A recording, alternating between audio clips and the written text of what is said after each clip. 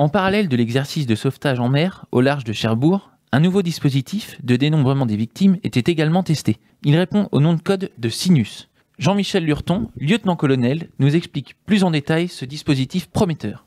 Le système Sinus, c'est tous les services disposent de ce qu'on appelle des bracelets de reconnaissance. Première chose qu'ils font, ils identifient la victime, ils lui posent ce bracelet. Elle a un numéro unique. Après, quel que soit le service qui va la prendre en charge, on dispose, vous avez pu le voir, surtout au PRV, de tablettes informatiques avec des douchettes. On vient scanner ce numéro. Ça, c'est le gros avantage, c'est qu'aujourd'hui, dans ce genre de situation, la grosse difficulté, c'était le dénombrement des victimes. Avec ce système, à partir du moment où la personne a un bracelet, elle est identifiée une fois. Si elle se fait ce qu'on appelle resinuser à un deuxième endroit, on dira attention, elle est déjà passée. On va compléter les renseignements qu'on aura déjà rentrés sur cette victime, mais on risque pas d'avoir de doublons dans la saisie. Donc c'est quelque chose de novateur là-dessus, mais qui était la grosse difficulté qu'on rencontrait, surtout quand, comme le soulignait Monsieur le Préfet, on a plusieurs institutions qui interviennent dans ce domaine, c'était se parler, arriver à recenser, à avoir un nombre.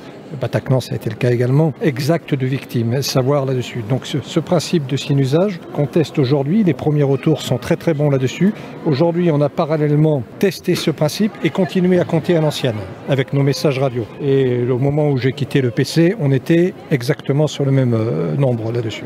Alors, dans un premier temps, c'est surtout lui donner un identifiant. Après, suivant l'endroit où les gens travaillent, s'ils sont sur un bateau, ils ont du mal à compléter un bilan très très précis vis-à-vis. Donc, l'urgence pour eux, c'est de catégoriser la victime. Est-ce que c'est un impliqué? Est-ce que c'est une urgence absolue? Est-ce que c'est une urgence relative? Si déjà ils ont mis ces trois types de renseignements, c'est énorme pour nous. Elle arrive à un point de recueil des victimes, ce qu'on appelle le point de rassemblement des victimes, le PRV, qui était au niveau de la passerelle P6 du port de commerce.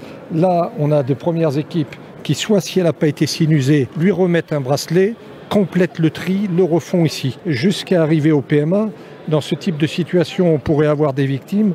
Imaginez qu'un bateau ait été déposé des victimes à d'autres endroits. On les fait revenir au PMA, on centralise tout ici derrière. Et puis, ça nous permet de savoir exactement, d'avoir un recensement, parce que c'est ce qui concerne après les familles, tout derrière, avoir exactement le nombre de personnes qui ont été impliquées. Positif Sinus est un plus, je dirais, incontestable. Maintenant, il repose sur de la technologie. Il repose notamment sur Internet. Il faut qu'on ait un réseau, 3G, 4G à proximité. On a nos satellites.